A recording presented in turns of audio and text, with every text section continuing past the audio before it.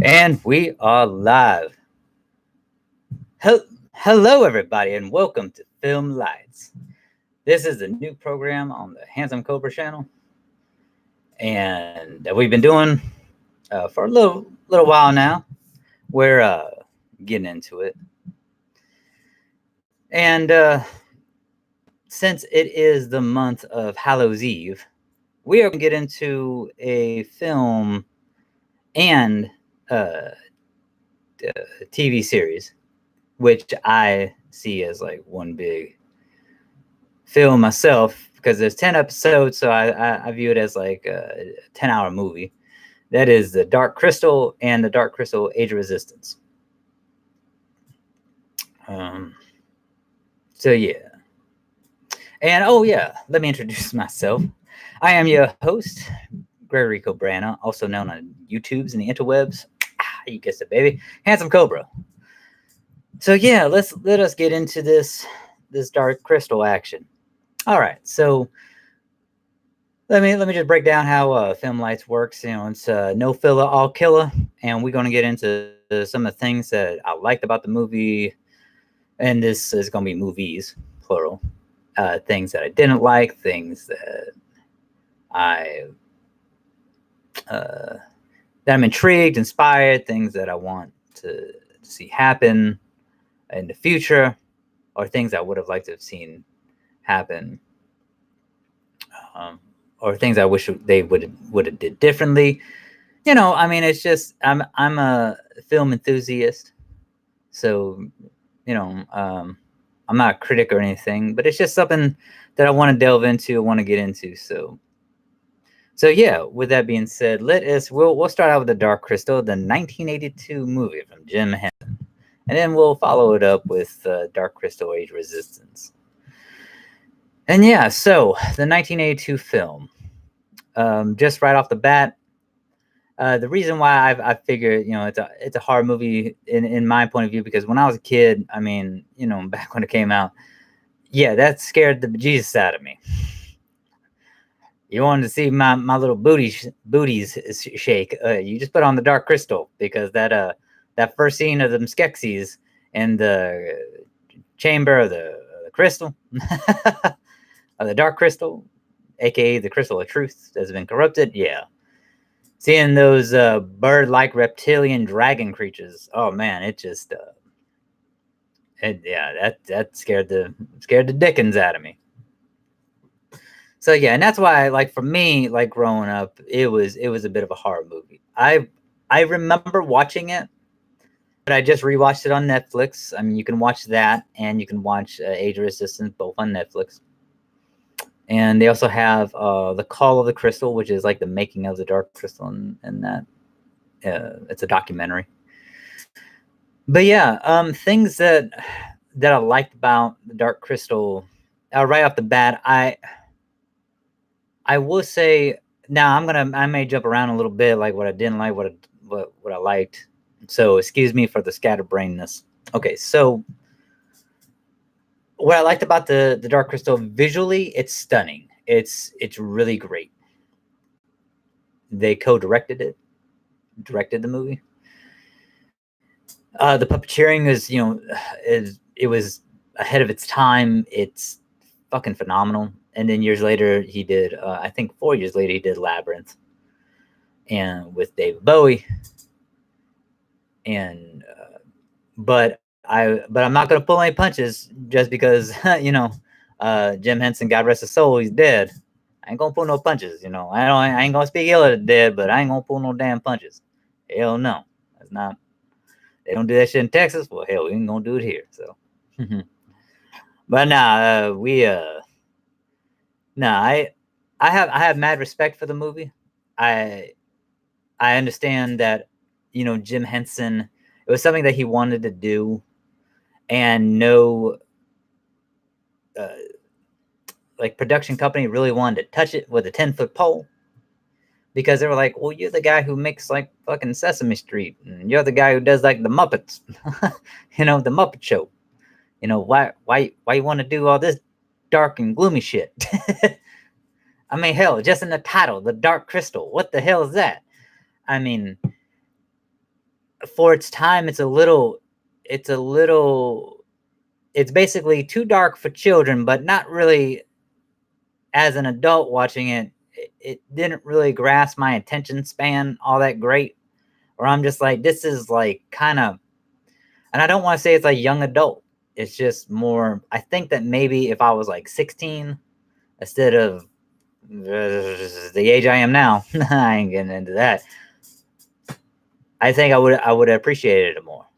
I mean, you have to understand, like, when I first saw it, I was like 5, 6, and you see these fucking bird-like creatures and these very over encumbersome and overbearing garb because basically it's hiding their withered bodies, which are the Skeksis. And so it's one of those things where you just it's a weird movie just in general. The premise is really fucking weird too, and we'll get into that in a little bit. But yeah, it's by all accounts. I mean, the movie probably should never have made a profit, but it did.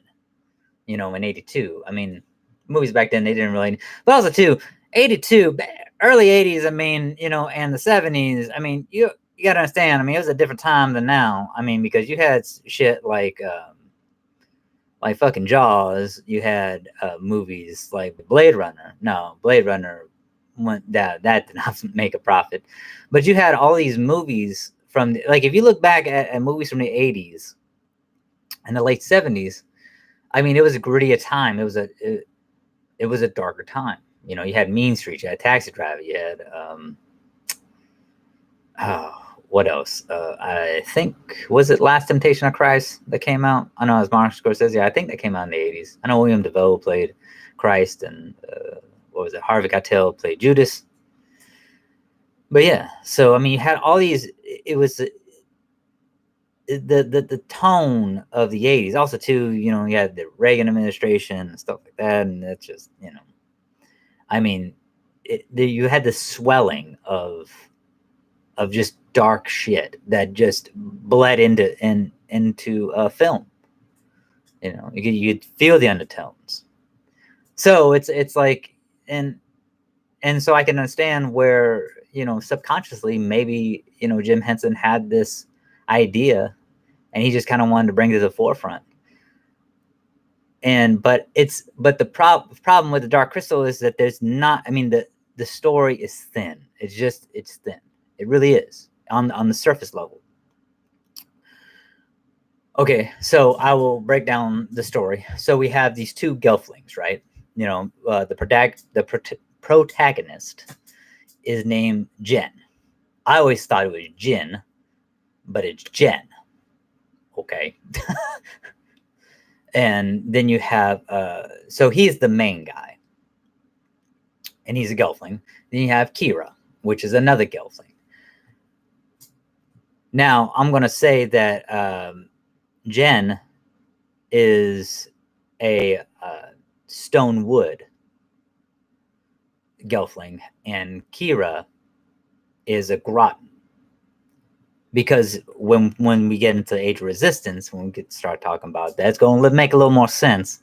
I mean, this is unofficial. This is just my thoughts. My personal opinion, my take on it. Because in Age of Resistance, they kind of do retcon some stuff. Because once again, there is no story there. I mean, it's just a bunch of people who got together who wanted to do some cool shit with puppets and sculpting and stuff like that, making this fantasy world a thrall, which is not bad. Which is actually visually it's stunning, but when you don't really have a narrative, and that's the thing about like the '80s, man. I mean, a lot of shit got greenlit, and you look at back and now, like why the hell did this even get made? Because it doesn't. I mean, there's no story. There's no the tone's all over the friggin' place, right? It's not really captivating. I mean, it's like an hour, 30 minutes of just sporadicness, just and so yeah, and that's how and like the acting's bad. Of not really the Skeksis, but of Jen and Kira. I mean, it's fucking bad. I mean, the actor who voiced Jen is just, yeah, he fucking. I don't care if he's a famous act. I mean, he's not a famous actor. I mean, he's just. That's basically the only thing. He's probably character actor, and that's basically the biggest thing he's ever done was that. And it's just one of those things where I'm not. It just was not good, in my personal opinion. Like the act.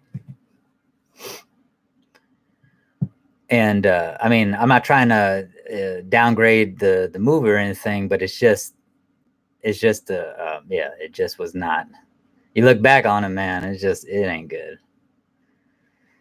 But I mean, I did like the Uru, or long necks, if you want to call them that. I mean, they were great. They looked really cool. I like the details on their faces and stuff. That was really dope. That was cool. What else did I like? I mean, the visual effects were really good. I did like I love the prologue of the Dark Crystal. I love Trevor Jones's the Dark Crystal overture, because if you don't know, this overtures, they're basically things that were separated from like pieces of music.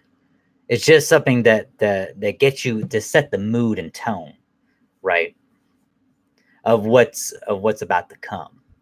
Now, a lot of times the overture is actually better than what the fuck is in the music.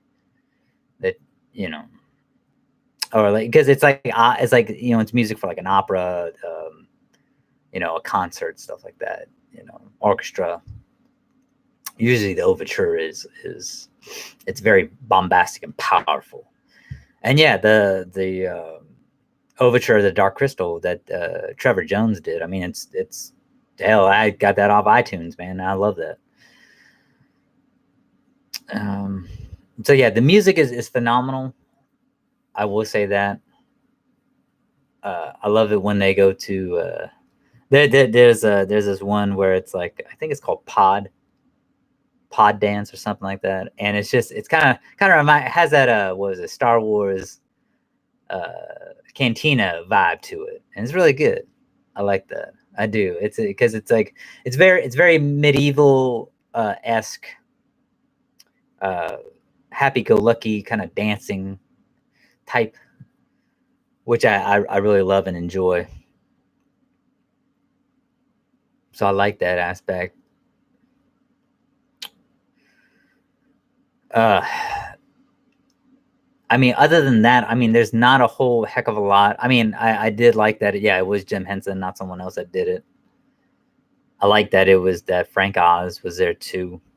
Frank Oz. He's directed stuff on his own, but he's mostly famous for voicing and puppeteering Yoda in The Empire Strikes Back and The Return of the Jedi, and all the other Star Wars movies as well, when they had puppet Yoda instead of CGI Yoda. But yeah, so I'm going to get into the negatives now. And like I said before, I mean, one big negative is that there's barely any story there. I mean, they set you into this place, Thrall, that's set in another world and another time and another universe, but it doesn't. That's it. I mean, usually I like things that just kind of plant you in there.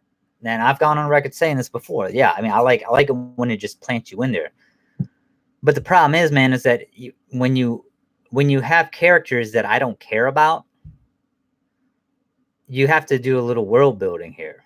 You got to build a world, because it's not really until like the very end that we even get an inkling of who the fuck the Skeksis and the Uru are.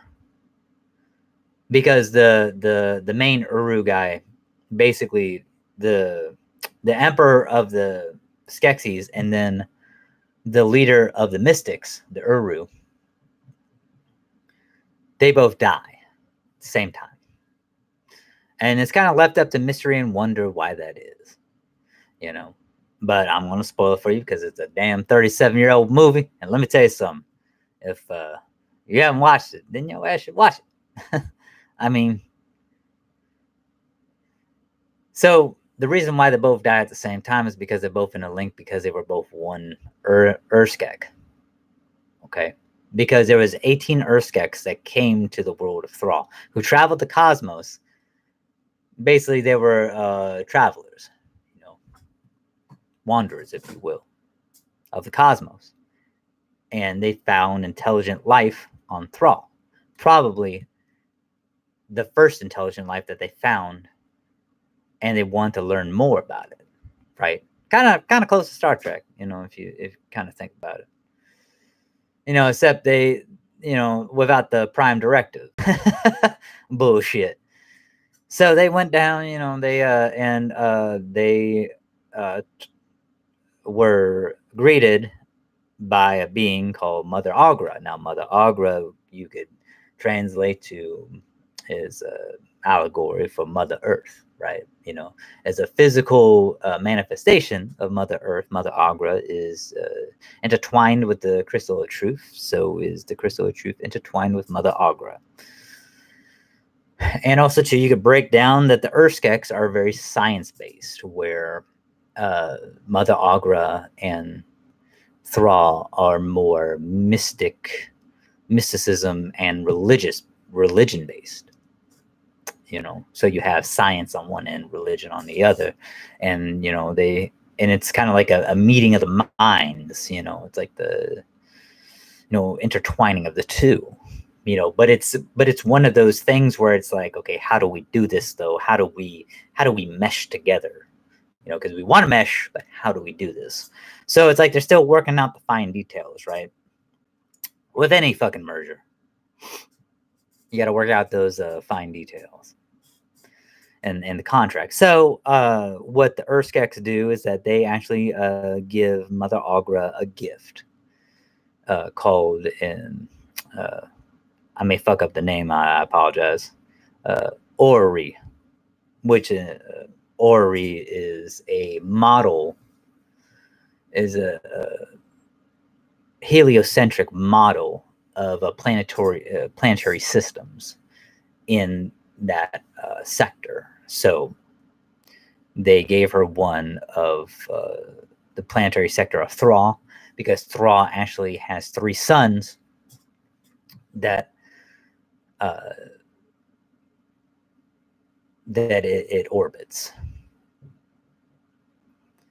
And so,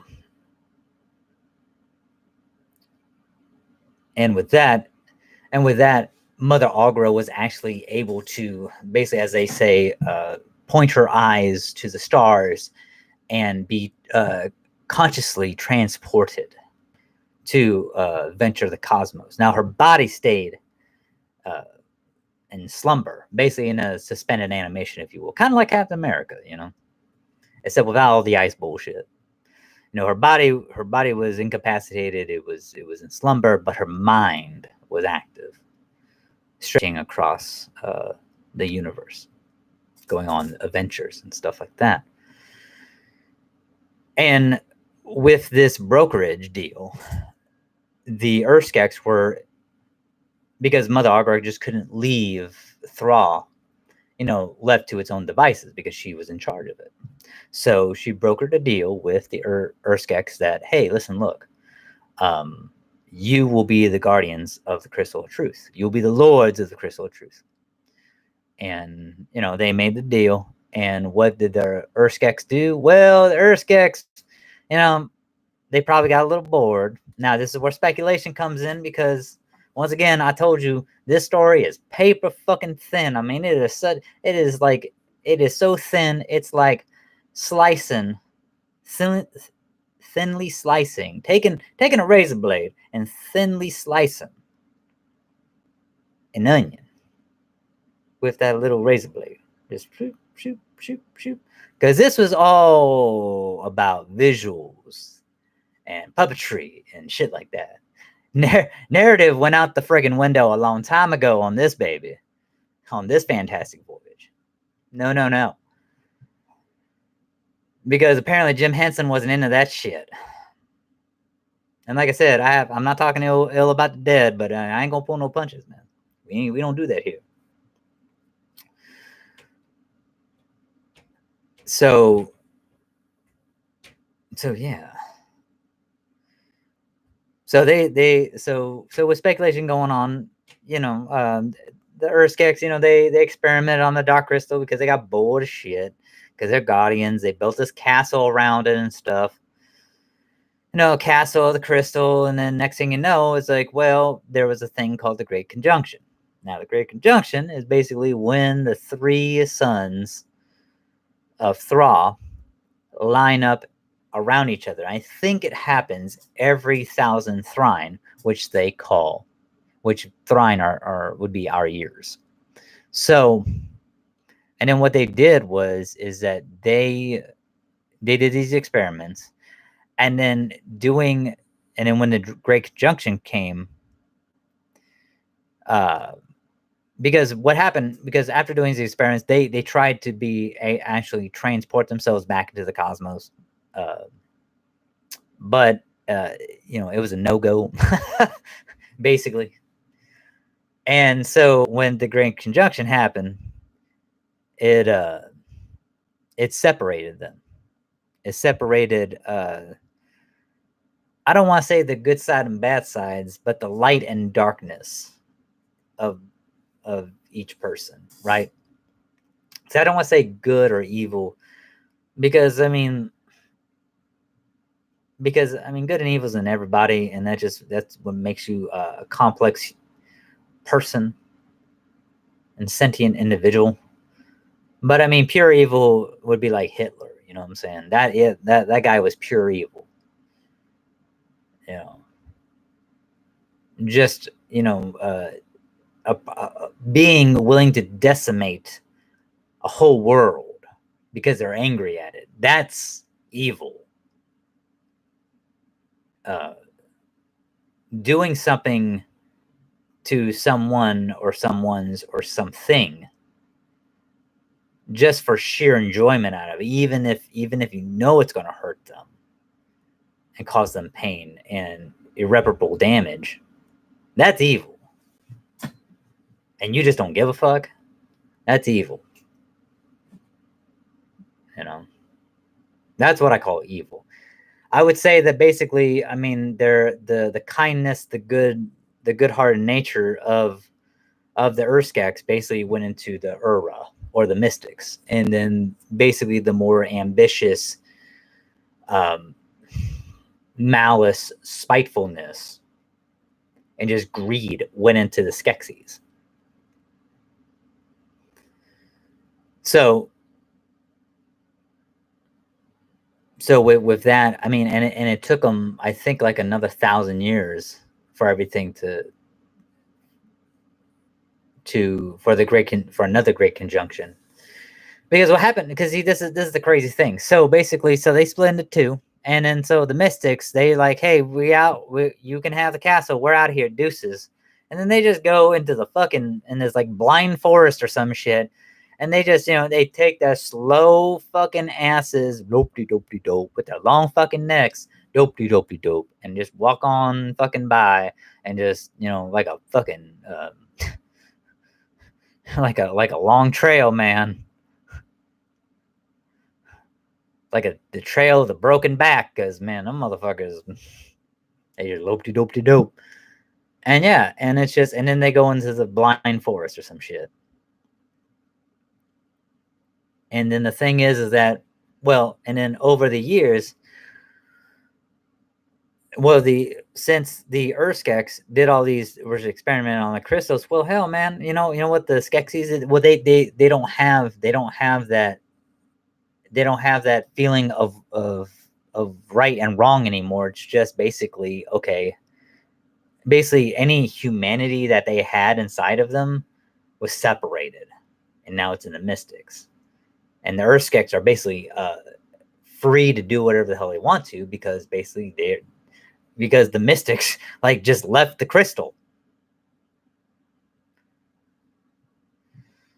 That's another reason why I don't like it. That's a fucking, because it's just so stupid. Because if you delve into this like fucked up storyline, you can find crap to just poke holes in all day long. I hate when people say that, oh, it's so revolutionary. It's like, no, it's not. It's not. It's really visually, yeah. Story, paper fucking thin. It's not a revolutionary fucking thing. It's not. It's like I've seen and witnessed better stories than this. I mean, the people, the fans, right, or people who actually grew up with this movie and actually are writing backstories about the movie now, about the Dark Crystal, have a way better handle on it than fucking Jim Henson ever fucking did. I mean, you know, Jim Henson may have been the idea man, but he sure as fuck, I mean, there was no story there. There was none. And his daughter Lisa Henson is doing a hell of a better job. You know, if I can fucking say that. I mean, and I really don't care. I really don't care if you know, people call me an asshole or not. It's fine, because she's doing she has a better handle on this property than her father did. And you know, because it's not, I mean, because you can tell that she's a business person. She's a business person. Lisa Henson is Jim Henson's eldest child and daughter.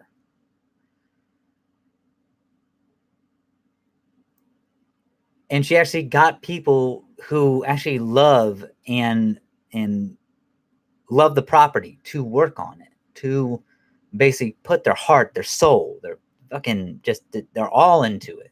And you see it in Age of Resistance. And like I said, I'll get into that, but I'm still not done with the Dark Crystal. And I ain't trying to be a dead horse here, but you got to go through the bad, you got to go through hell to get a little bit of heaven. You know what I'm saying? Got to go through a lot of hell, get a little bit of heaven. And I promise you, I'm gonna pay off here.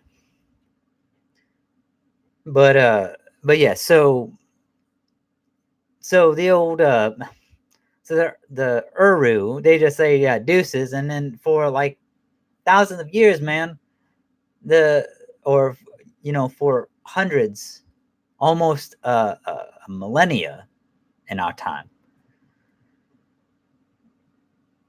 the Skeksis are allowed to just do this shit, you know, to basically bring ruin to the land of Thrall.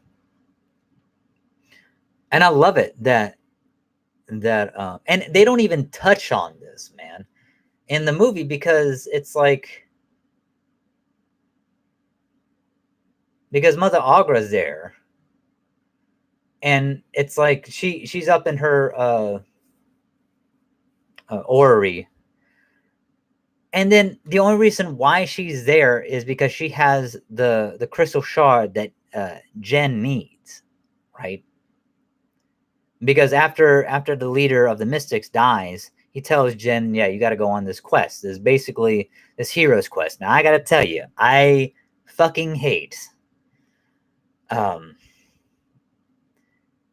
this just it just the hero's journey is just so played out. Now, granted, I mean, this is 82, so this is just a culmination.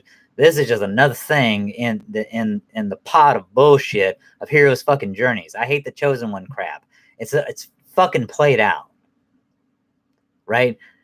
What I love about, what I will say, it's not the hero themselves. I don't care if they're fucking male, female, transgender, polka dot, you know, whatever color. It doesn't matter if they're a fucking frog or a damn horse or fucking whatever. I mean, it's just so stupid at this point. The great thing about about the hero's journey is the people that surround them. It's more appealing that the cast of characters that are on the hero's journey, they're more appealing to me because they're the ones that sacrifice the most. Because they're the ones that believe the most. They're the ones that take this son of a bitch up by his damn bootstraps, him, her, transgender, whoever, that person, and they elevate them. And that's what's cool about those types of stories. But yeah, we see, Jen going on this journey. But you would think that you the only reason why I like Kira better is because she had more to do. I mean, listen, look, man. Kira has wings because she's a female. Fucking kick ass, man. I love that shit. That Gelfling females have wings. But what what did she use them for? Just to glide down. She didn't use them to fly or anything. I mean, it's like, that's another thing too that I couldn't stand about it, because it's like, you have wings. Use them. I mean, but she can sing. That was kind of cool. I mean, she got Jen out of a sticky situation when they were in the blind forest or in the swamp area or whatever, where he finds her, and they're actually both Gelflings who, which is kind of cool. I mean, I will say this: what's kind of cool is that Jen was raised by the Mystics, while Kira was raised by the Podlings, and so I thought that was pretty cool. So she knows the language of Podlings. She also knows Gelfling too. And yeah, so I thought that was pretty dope. But yeah, Jen is just like one of these guys. I mean, he's, and also too, the other thing too is that if you watch it, Jen's a bitch, man. He's just a bitch. The guy is just a whiny pussy. And it's like, I don't want to do this. No. He's just a fucking. I mean, man, it's like I said it before, but I mean, it's the pussification of a nation. It's like, man, he's just a crying, whining ass little pussy bitch. It's like, be a fucking adult Gelfling and just go on the stupid quest, man. I mean, shit. I mean, hell, Kira had more fucking balls in that damn thing than he did. I mean, fucking A, man. And she had more damn sense.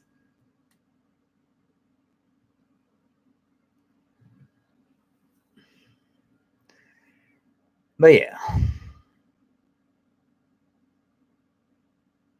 Another thing I liked are the Gartham, which basically they're these crab-like creatures.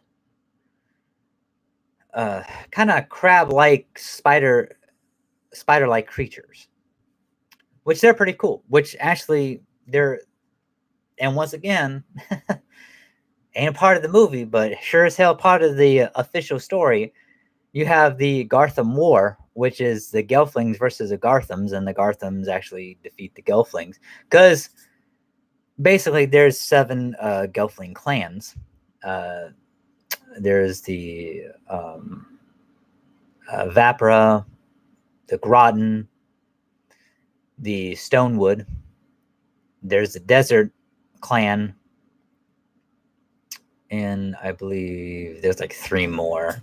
I can't remember off the, but yeah, Age of Resistance gets into that, lays down, does a lot of world building, and let me tell you something, and I'll say this too, and I'll just say this right now: if Jim Henson had notes and stuff, I mean, if later, I mean, that's great, that's fine. Why the fuck didn't you put it in the damn movie in the first place? People can talk about, like, oh well, he plotted all this out.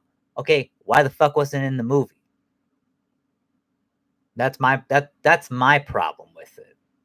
because he said that there's not going to be a sequel. He even went on interviews saying that there's no room for a sequel, which is bullshit. It's like it's a big enough world. You telling me that Thrall is just like this like little tiny section? Fuck that, man. Fuck you. That no, it's not. It's you can do more in that world.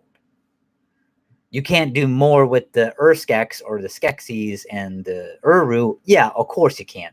But there's more. There could be more problems or more to do in that universe. You just can't say that no. I mean, and it's not a cash grab. It's just you got to have people that love the material and that are and that can write a good story and that can make a compelling story that people want to see cinematically or in a 10-hour movie, aka Netflix, aka streaming service. That's all you got to do. I mean, you want something. If you want something to succeed, hell, you get the best in their craft, the best writers, the best puppeteers, the best storytelling, the best storyboards. You get the best painters. You get the best woodworkers. Whatever, you get the best, and that's how you make a good product. So with these seven clans, and the thing is that so with these seven clans of Gelflings, we find out that Jen and Kira, like both of their clans, were basically destroyed in the Gartham War. And they are basically the last two Gelflings left of their kind. One male, one female. And I'm just kind of thinking to myself, well, damn, if they live through this, what the hell are they supposed to do? Like populate the whole fucking, nation? Like, from like from like a Christian aspect. I mean, like Noah, right? We're all children of Noah, apparently, because God flooded the seas, and well, yeah, I guess from a Jewish aspect too, because that's the Old Testament stuff. Abrahamic, religious thing where it's like, yeah, Noah. So we're all children of Noah, and so you could see that, okay, well, the future Gelflings are going to be children of Jen and Kira. And I'm like, okay, well, that's that's interesting. Tying it into religious undertone there. That's pretty cool. Some people would say mythology. uh, but yeah, so that's another thing. That's another thing I liked. But you have to understand, for me, it's very hard to basically get this out of me, the things that I like, because there's so much I didn't like about the movie. Like, looking at it now, I mean, the Skeksis, I mean, they ain't shit. But I mean, like, when I was a kid, fucking terrifying. 5, 6 years old, damn thing, gave you damn nightmares. And they're just very hideous and grotesque, and that's the other thing too. So,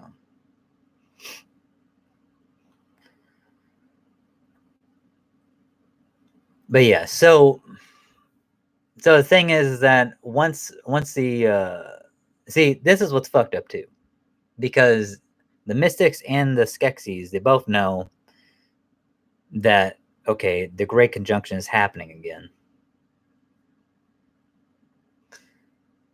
And so Mother Agra, she just lays dormant up in her orrery, just doing whatever she does,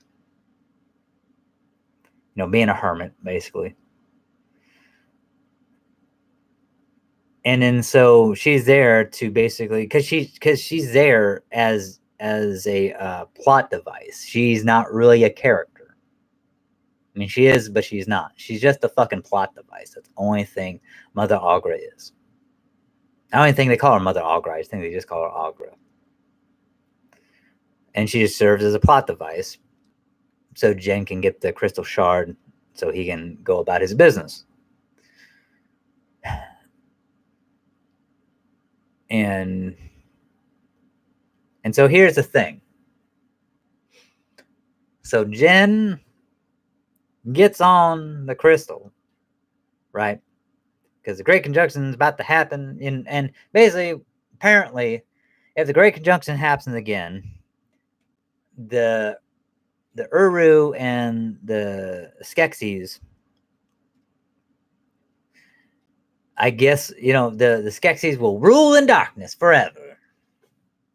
Which is like, that's kind of crazy, but okay. Because I'm guessing, because they never make it clear that if they're not put back together, that they're going to be separated forever, right? And that the Skeksis are going to overpower the Mystics. Okay, how is that? I mean, does the binding, does the tether to both of them like get cut? I don't understand it. Now there's two separate beings. What's going on here? Once again, thin paper, fucking thin, razor thin, onion slice story. Doesn't make a damn bit of sense. But okay, so Jen gets on this damn thing. He drops the fucking crystal, and Kira grabs it. And instead of using her wings to just fly up there and give it to Jen, what does she do? She just throws it up to him. Just underhand. Whew, lays it up.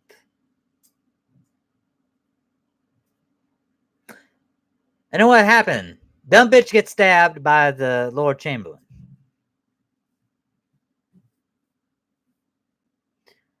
And apparently dies.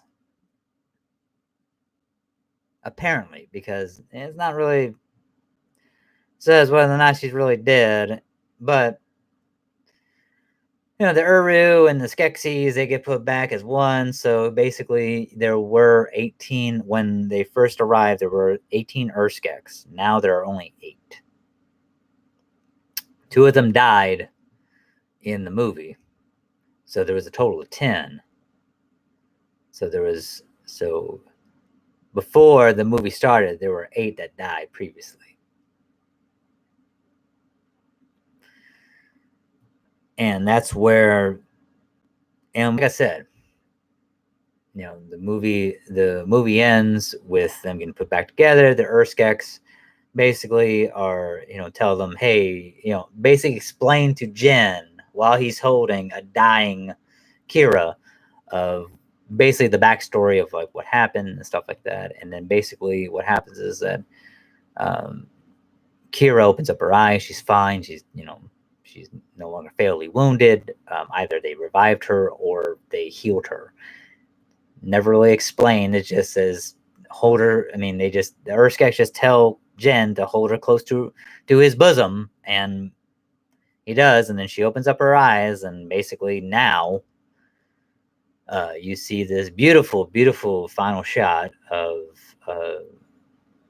the Crystal of Truth, which is before it was black because of the Skeksis. Now it's all crystal-like because it tore all the darkness away, and now it's a crystal, gleaming castle. And then the story ends.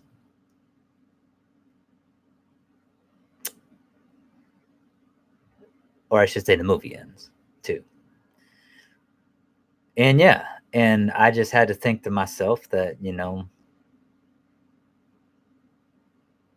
it's not good. I mean, my last thoughts on when I finally wrapped it up, it's not good.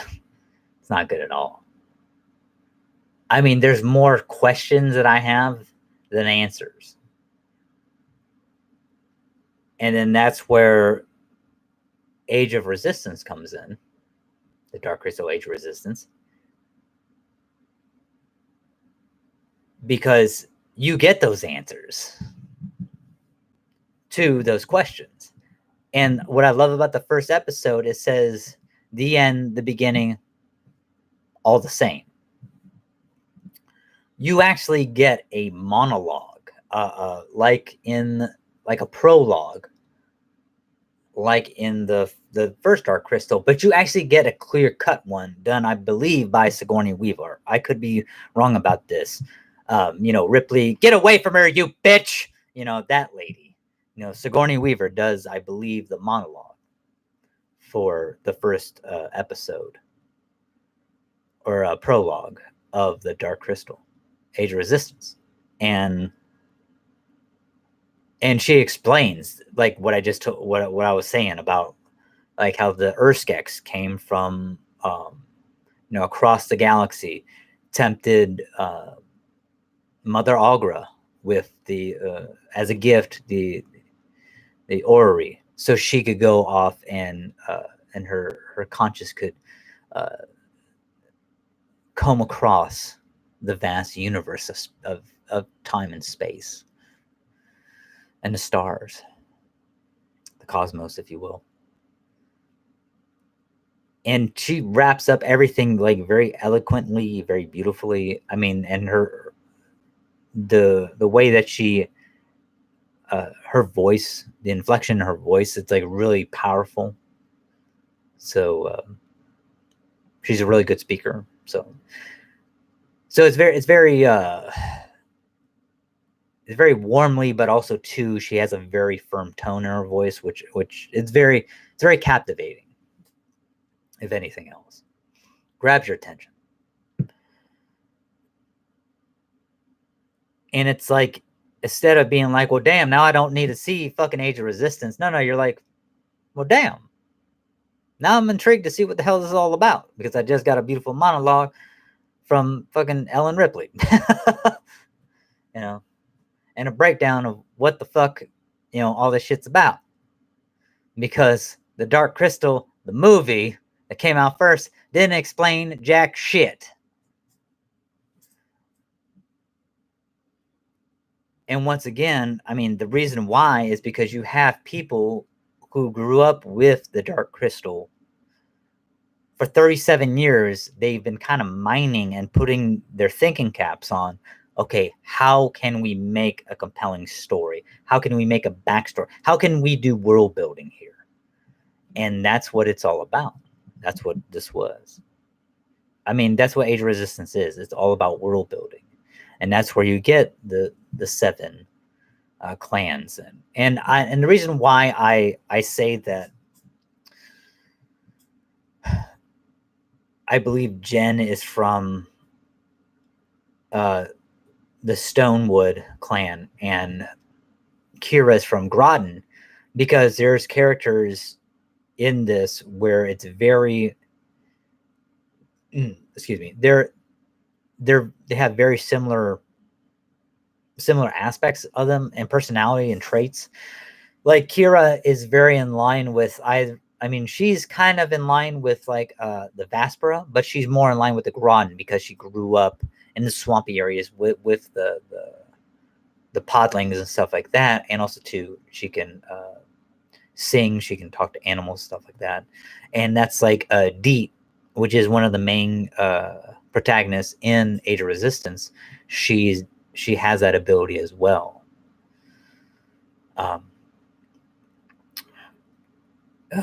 You have Rian, which is a male protagonist. He's like the fighter.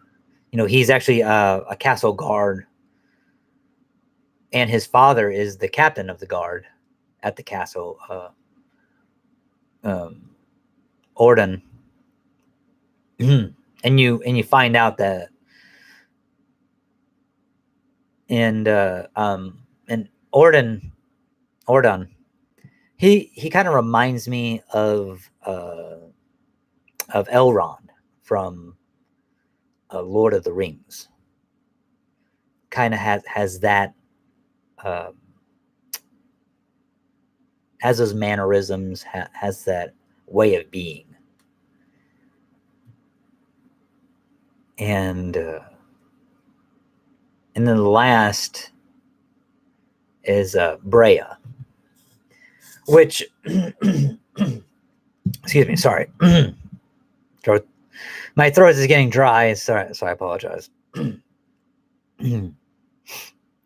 And Brea is actually voiced by Anya Taylor-Joy. If you haven't seen, she was in Split. She was also in Glass. She was in The Witch. She's the main protagonist of The Witch, who later, spoilers, becomes a witch at the end. She plays Magic in the New Mutants that hasn't even fucking come out yet. That I don't even know when it's going to come out, if it even will come out, the movie. But yeah, so she plays Brea.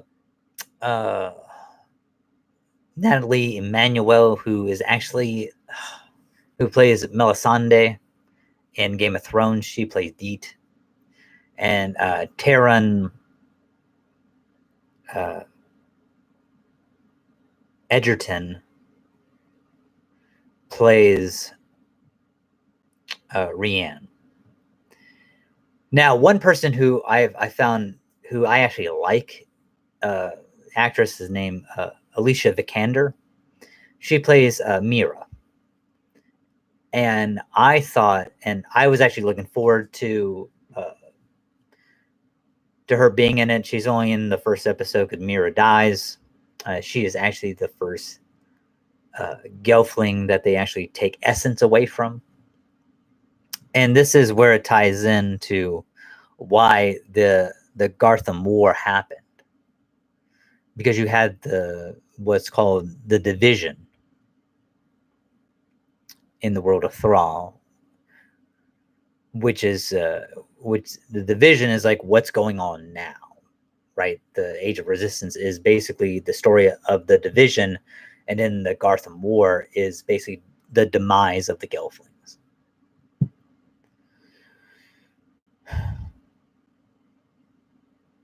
But yeah, but the thing is, what's really cool about the Age of Resistance is that basically back in the day, all 7 clans were on equal terms, right? It's that basically it's the Skeksis, and specifically the Lord Chamberlain, who is the one who kind of basically made it to where he planted the seed of deceit and envy and some of the other ones, that basically some other clans that the Vapora, which they live in the mountains, and so they're like the more, I don't want to say intelligent, they're just the more, they would be considered the leaders of the Gelflings. While the Groton, they used to live on surface, but then they went into the ground so they could be closer to the earth and Thrall.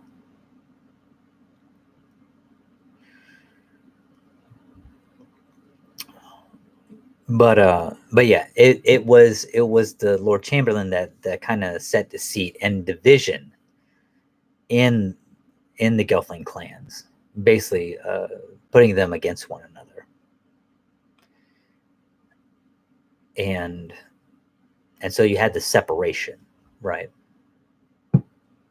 of the Gelfling clans because of the Skeksis, which I thought was cool. Which and you could see like, okay, and where the Groton make their home was actually the there's this I can't remember the spiders. But the spiders had a war against the Skeksis, lost, and then where their home was, they got kicked out by the Skeksis, and the Skeksis basically told the Grottons that they could have that territory now that the arachnids lost the war against the Skeksis. But yeah, there's a lot of, I mean, all three characters I like. Celadon, I think, is one of Bree's sister. I think Tavera is another one. There's what's called an Almordra, because basically you have, so the 7 clans, they have what they call a Mordra, and that's because the way it breaks down is that the Gelfling clans, they're a matriarchal society instead of a patriarch. They have what's considered a Mordra, and that's the leader or queen of their people. There's no king, there's just the Mordra. Now the Almordra is the one who reigns over all of them, and the Almordra is a Vapora, and you have the Almordra, the eldest Almordra, which is played by Helena Bonham Carter, which I didn't even know it was her. She does a fucking phenomenal job at it, by the way. And then she's grooming Celadon to take over. Well, Celadon does, spoilers. But the thing is that the thing about Celadon is that Celadon's like, listen, look, she blames her younger sister, Brea, for everything, for going against the Skeksis, for bringing total chaos to them, because Brea is trying to tell them, listen, look, the Skeksis are draining us, because she bumps into Rianne, her and Rianne dream fast, and then he also Rianne dream fasts with Deet as well. And the thing is that they're spreading, and then they got more people to dream fast with them, and then now they're spreading this apparent rumor, that the Skeksis are using the Gelflings and taking their essence away, because they can't get, because the thing about the Skeksis is that they want to live forever. They don't want to turn to dust, because that's what happens to them when they die, when they turn to dust. While the Mystics, on the other hand, they turn into like little sparkly things that just kind of vanish. Basically, it's the light side and dark side, of the Force. And so they're trying to reach more and more people, but Celadon does not want to hear this. She's like, listen, look, it's like, if we beg for mercy, if we just go, because basically the Almordra gets cut down right in front of Celadon's eyes, and Brea's eyes too, by the general of the Skeksis. And Celadon's like, she's a traitor, she got a traitor's she basically got what she deserved, a traitor's death. And she is upset, but she's very cold about it. And then she even gets challenged by another Mordra, which I think is really great, because the Mordra of the Stonewood is actually Lena Headey. And if you don't know who Lena Headey is, she's the actress that played Cersei Lannister in Game of Thrones. So to see her pop up again as a queen is kind of cool. A lesser queen, but a queen nonetheless, It's pretty cool. And she actually challenges Celadon to the crown. And then Celadon basically says, hey, you can have your trinket. I don't care. Those are Gelfling ways. She basically like rejects the fucking Gelfling way. and she makes her own new crown, and has her garb that looks very much inspired, Gelfling inspired by the Skeksis garb that they wear, very bulky and dark and just hunkering. And yeah, so and that goes for like a little bit, and basically she says, "Listen, look, she goes to the Castle of the Crystal and asks the Emperor, Lord of the Crystal, to basically know that she doesn't believe the rumors and the lies that are being spread about them draining Gelflings for essence." And basically, he just flat out says, "Yeah, I mean, those are real. That's true. We are." It's like, and she's like, "Well, how about this? How about, we, seven Gelflings, from each clan, each a thrine or something like that, annually, or every 3, whatever." And he's like, "No." And basically at that point, and then she's like, "Well, what about this?" And she's trying to broker a deal, and he keeps on shooting it down, because basically now the Skeksis Emperor is like, "No, we're just gonna take what we want. Basically, we're gonna ravish the land. We're gonna take what the hell we want." And it's kind of cool. It's kind of funny because it's like, I think it's I can't remember who it is. I think it's a scientist or the Lord Chamberlain. They take her little fucking bitch ass, Celadon, and just grab her by the fucking hands or her hair and just start dragging her across the fucking room. It's just so funny. It's just, and you just hear, "Oh no!" It's like, yeah, it's just hilarious. And I mean, because they strip her down of this stupid garb, they break the crown. I mean, and you just drag her ass across the floor. It's fucking hilarious, man. And then she has like her redemption arc, later on, and which that's cool, and I do like too that they like I do like Andy Samberg's character, the heretic, which actually he was actually the first emperor of the Skeksis, which actually you get to see. You're like, okay, well, that's cool, because also too, when the emperor died in the movie, The Dark Crystal, well, a new emperor needed to be filled. That position needed to be filled, so you had the general and the Lord Chamberlain do a trial by stone, which basically both of them take swords and they have to hit the stone as hard as they can until the stone actually breaks, and whoever breaks the stone first, I guess, is the victor. And Lord Chamberlain lost, so he got stripped and he got banished by the general / new emperor of the Skeksis in the movie. Well, in this one, it's one of those things where they and you can see that they banished the heretic, because they call the Skeksis the heretic, where his counterpart is the wanderer, and they both live together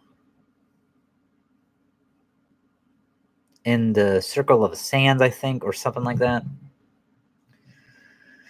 The Tower of the Sands, something like that. And they actually, and it's so cool because they actually do in this is episode 7. In episode 7, they talk about the Urskeks and stuff like that, and like what happened. I mean, and they break it down. It's like it's puppets using puppets. It's so cool how they break it down, and because they're telling Rian D. Hump, who is a paladin podling, or Hup, sorry, not Hump, Hup, and Brea, all this, like the backstory, the history, this rich tapestry of of when the Urskeks came and what happened and how came from the stars and but they instead of returning to the stars they actually got separated, and now they're having to wait for the Great Conjunction again to happen. And basically it's pretty cool how the heretic talks about there's the only thing that can beat the Skeksis is the dual glaive that he made. But there's a thing about the dual glaive that's actually pretty cool. Well, there's two things. Number one, Rhiann's father, Ordon,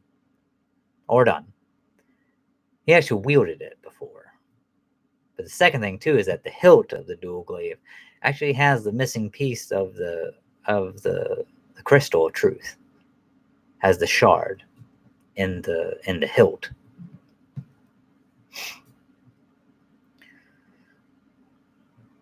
And to me, that was just badass. I mean, and then Rhiann, like his father, wields the dual glaive. And he actually mortally wounds the general in mortal combat, if you will.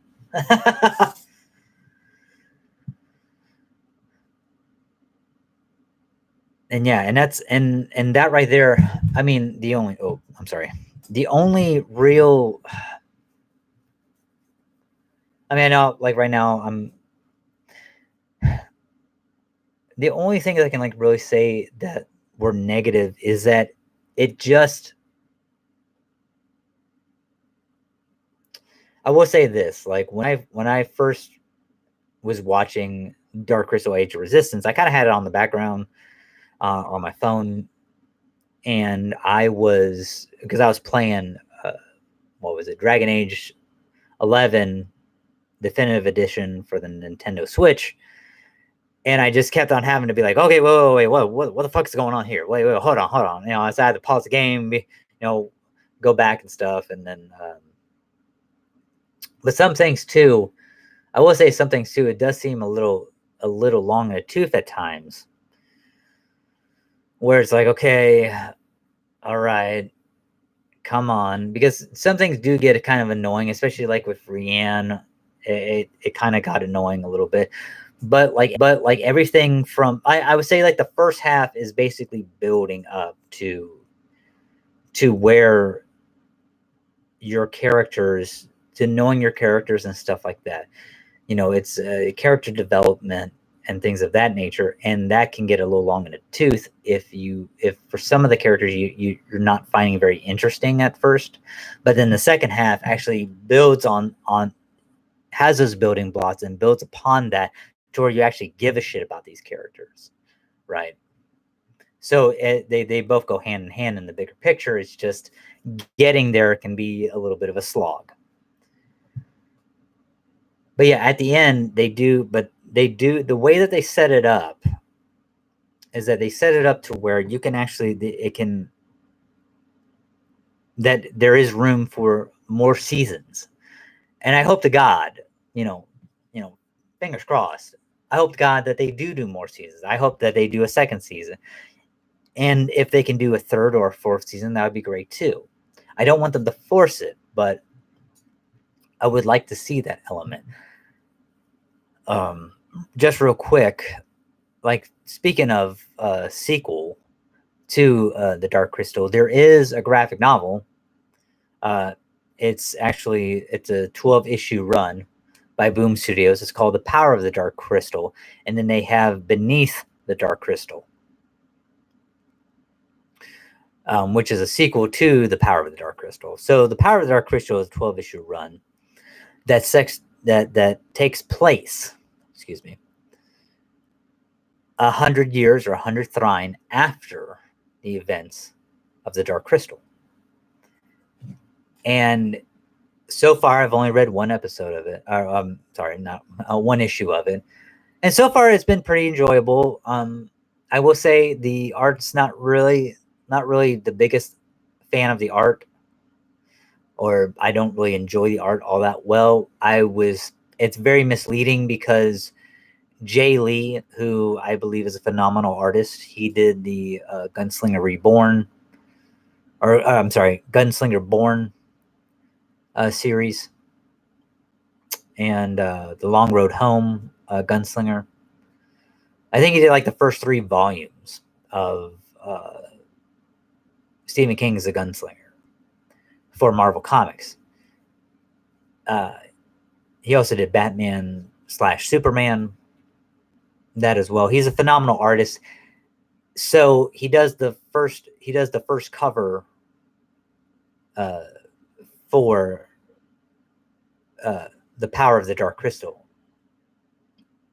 and it's very misleading because he does the cover of the first issue, but he doesn't do the interior art, which is just like, fuck, man, I wish he did it. And you have the writer is Simon Spurrier, and I cannot remember. I believe it's a married couple who does the interior art. I'm just not really a big fan of it. I don't really care for it. I mean, it's not saying that it's bad. It's just not my cup of tea because it was very, very disappointing when you see Jay Lee do the first cover, but he's not doing the interior art. And I think that's kind of like how they really get you. You know, it's like a bait and switch. You know, because you have this premier top tier artist that works with the big two, right? And then you're like, haha, gotcha, bitch. You know, yeah. So that to me is just, I don't really like that. I don't appreciate it. So, but you know, but so far, I mean, it's all right. I'm enjoying it. They're setting up a good, what seems like it will be a good story, and it has, and I mean, so far it seems like it may have. I don't think that they're going to have Skeksis in it, because it's like, okay, how the fuck will you? They'll probably just have it be more of like memories or more of in passing, right? About the Skeksis, but just thinking about it too. One other thing that I did like of Age of Resistance is because Dark Crystal Age of Resistance is because you have 2 characters. You have the Hunter, which is Skeksis, Skeks Maul, and then you have the Archer, which is Irva. Yeah, Irva. And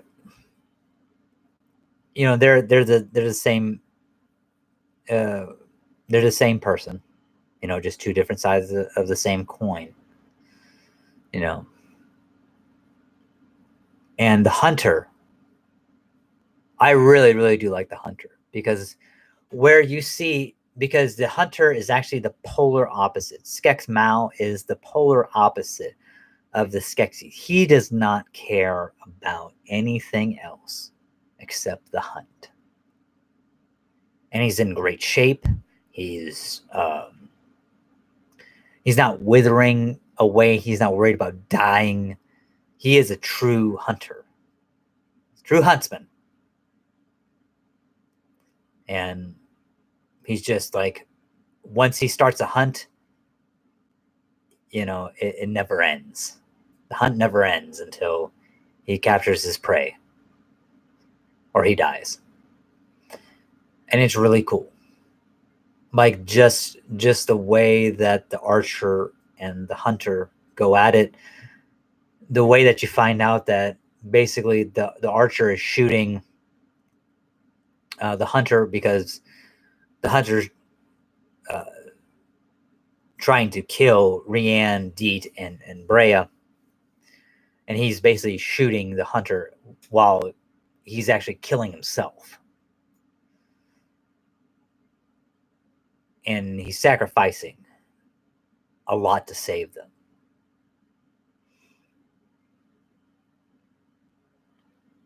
And that to me is like really cool. Also, too, another thing is like when Skeks Mao, the Hunter, was actually lying in the scientist's chamber, lying dead, just a corpse. You see Mother Agra. She awakens from her slumber of going, her consciousness going across the stretches of the universe. And she comes in, basically she got kicked out by the Emperor. But the Emperor's like, I thought I kicked you out. And she's like, listen, yeah, you did. But I came here to pay my respects. This Skex Mao. He was the only one of you that I actually respected. And he's the only one of you who actually isn't as like revolting as the rest of you, look wise.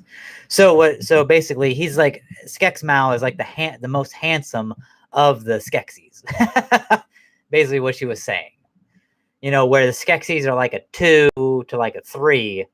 Well, Skex Mao, the hunter, he was like a fucking 6, a 5 or a 6, maybe even a 6.5. Because before he dies, you just see him with this bone helm on his face. And it's probably something that he killed, and it's his trophy, right? And that's the thing, is that the hunt never ends for him until he gets his trophy. And it doesn't end. I mean, it really doesn't. I mean, he lives through the hunt, and that's what's so cool. But yeah, it's kind of cool that Mother Agra said that about him. He ain't a fucking 10, but he sure as hell like a 6, 6.5, and while the rest of the Skeksis are like fucking 2s and 3s. But yeah, so I thought that was pretty cool.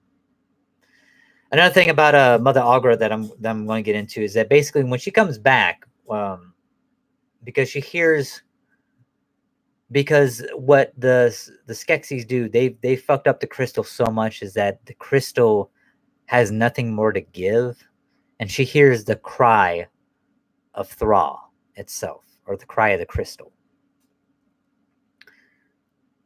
And so that's why she wakes up from her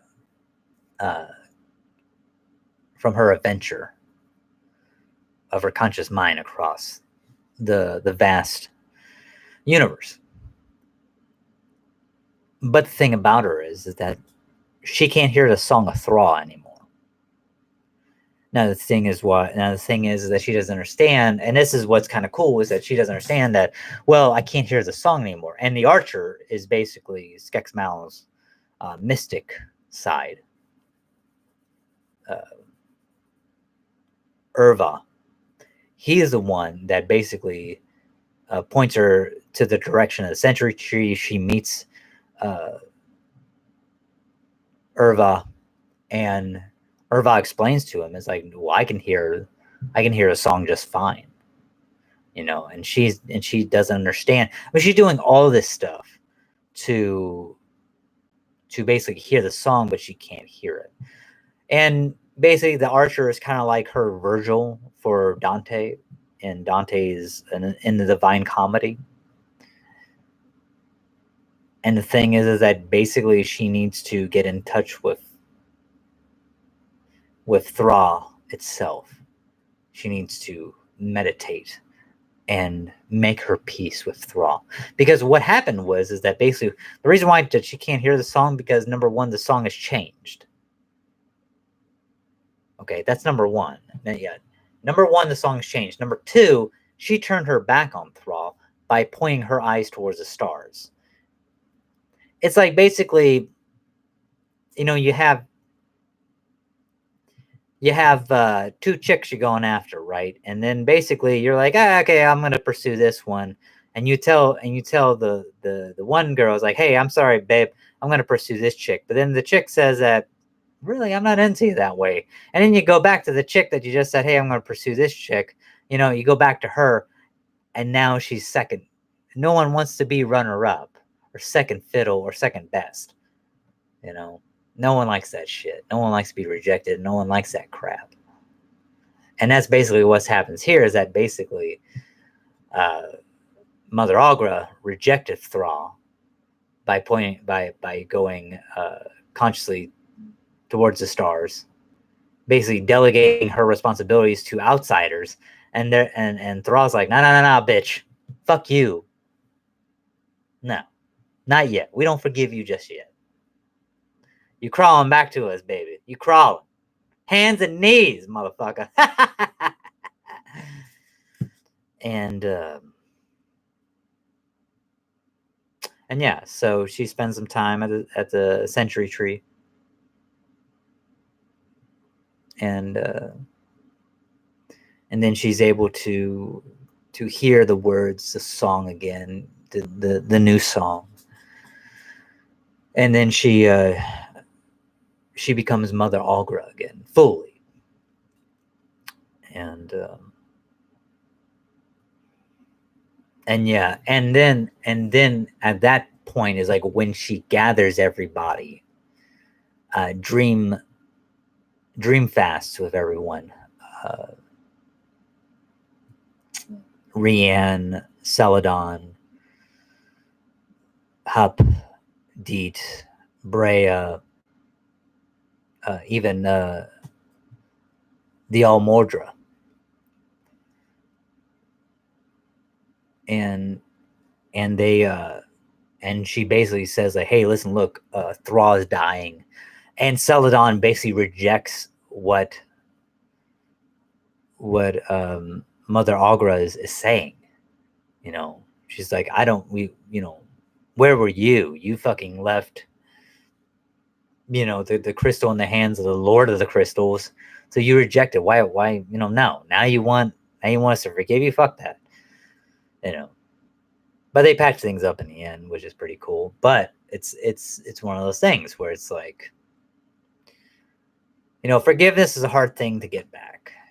It's one of those things. It's easy to put a person in contempt for their actions. The harder thing is to get forgiveness and actually be forgiven, and given a second chance. That's the other thing too.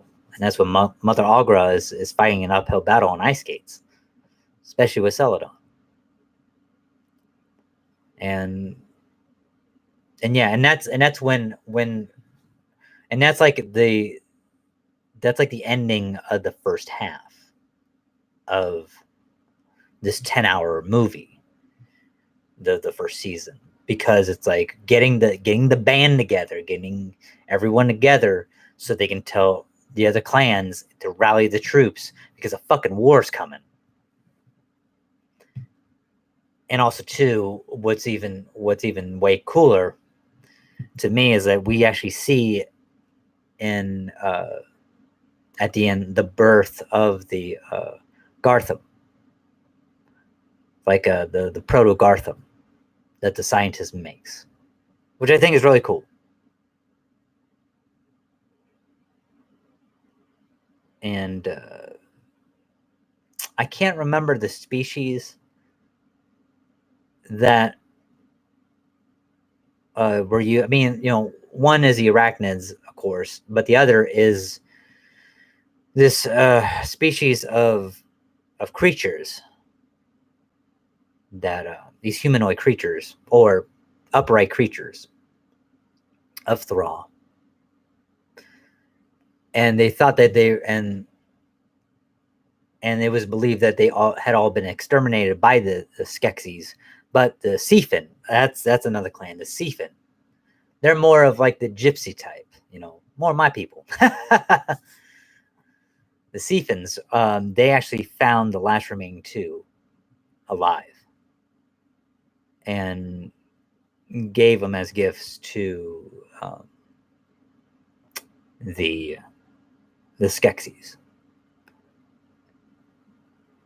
And so the last one of them dies, horrible death, and then the last one is used as an experiment to make the Gartham, and that's where the name comes from.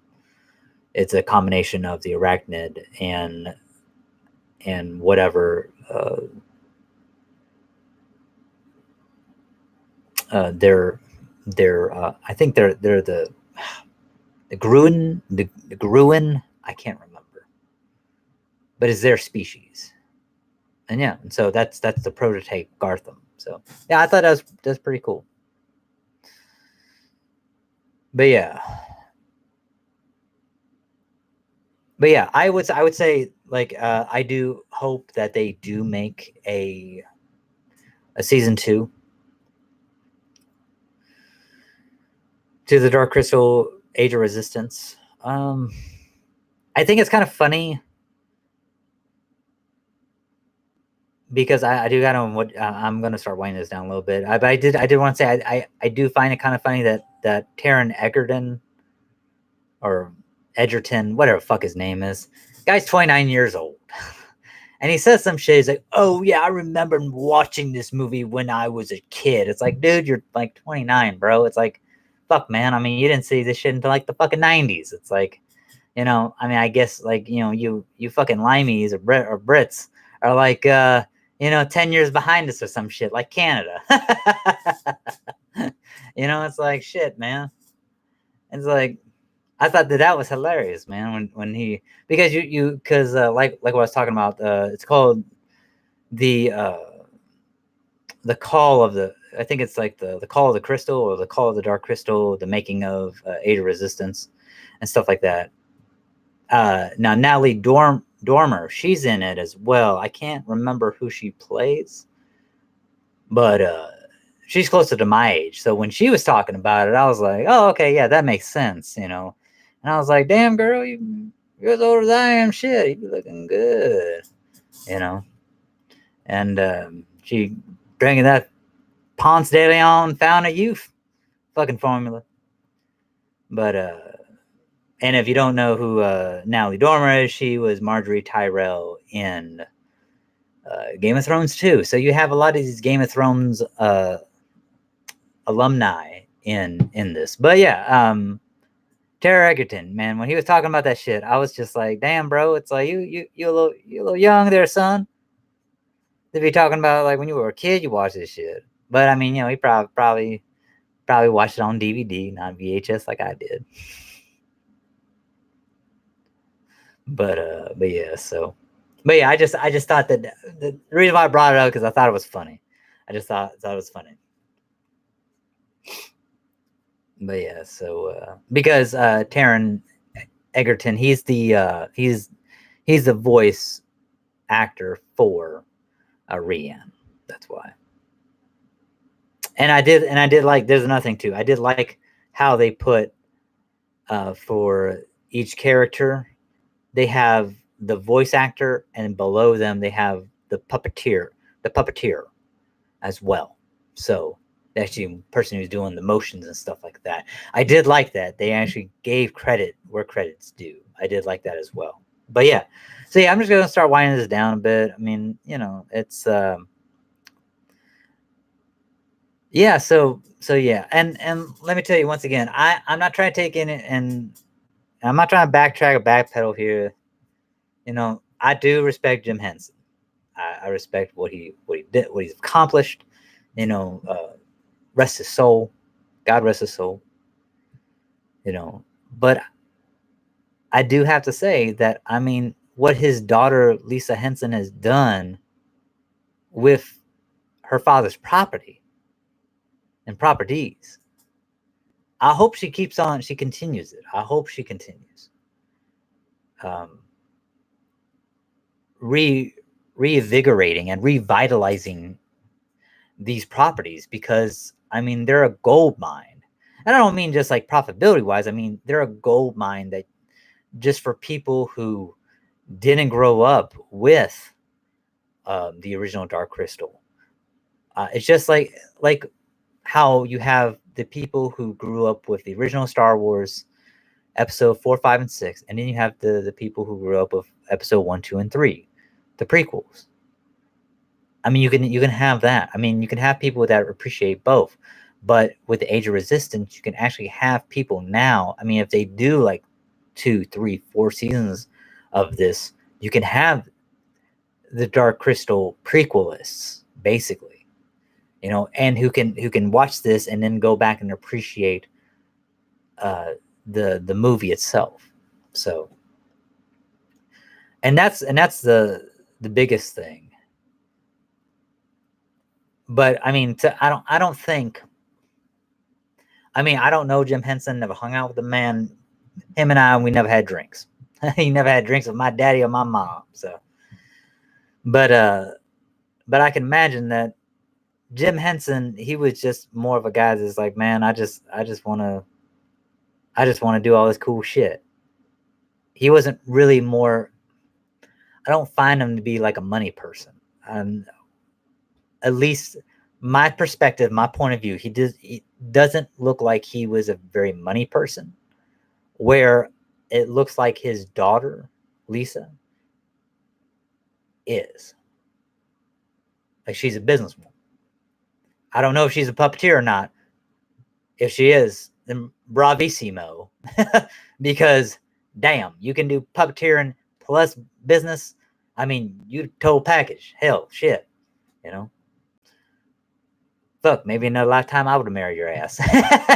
But what I'm saying is that for her to get that level and continuing with her father's legacy, and hopefully, what I'm saying is that I hope that this right here, this series, is just a stepping stone and a pivot into a better direction for practical effects, for people getting jobs in puppeteering, for people getting reinvigorated and inspired and re-inspired in puppeteering as well. And I just hope that this is just a building block, not really a stepping stone. I'm sorry. Let me rephrase that. A building block to more glorious things to come out of the Jim Henson Company, and inspiration for the future generations to come. And I just wanted to say that before I got off, because I didn't want to leave on a negative beat, because that's just, I didn't want to leave on a minor, wanted me leave on a major. So what I'm saying. There we go. All right, now it's been an hour and 30 minutes. Woo! We are burning the midnight oil here. Damn, I didn't realize what was going on. So yeah, I've been going on for over an hour and 30 minutes. But man, yeah, I had to get that out. But I got another one coming in the pipe here, folks. Got another Filmlites, no filler, alt killer.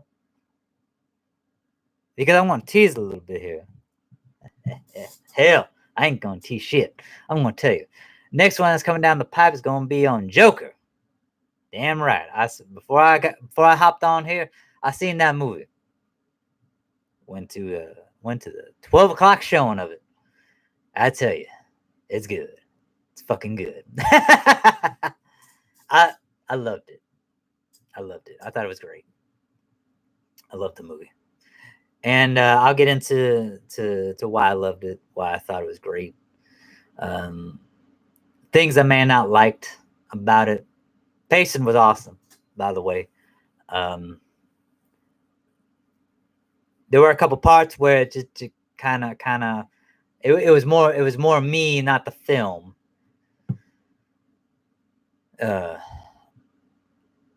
But yeah, but no. The pacing was great. The things that Todd Phillips and Joaquin Phoenix did, and just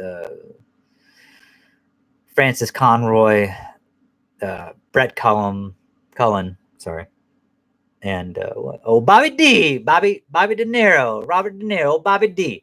Things that they did with that movie, man, Jazzy Beats even too. Like things that they did with that movie was great. I thoroughly appreciated it, And I think it's going to be one of those cinematic marvels. You know what I'm saying? It's a marvelous, marvelous movie. But that's for a later date. And yeah, and I will get down to it. We'll talk about what I liked, what I may not like, what I wish they may would have done, and stuff like that. But just stay tuned to Filmlites, baby. No filler, all killer. And with that being said, folks, I'm gonna break it down now. And I just want to leave you with. Just want to say thank you so much, everyone, for going on this fantastic voyage with me, talking about Dark Crystal, the 1982 film, and plus the Dark Crystal, The Age of Resistance, the Netflix series, 10-hour movie, as I like to say, just came out this summer. Came out 2 months ago. Both of them are available on Netflix, so if you have a subscription or if you know somebody, I would thoroughly watch both and appreciate both. But with that being said, I'm just gonna get off here and I'm gonna say love to all, God bless, and as always, you know those magic words, baby. Actually, it's just one magic word. It's called, yeah, you know it, Joker. No, aloha. Woo!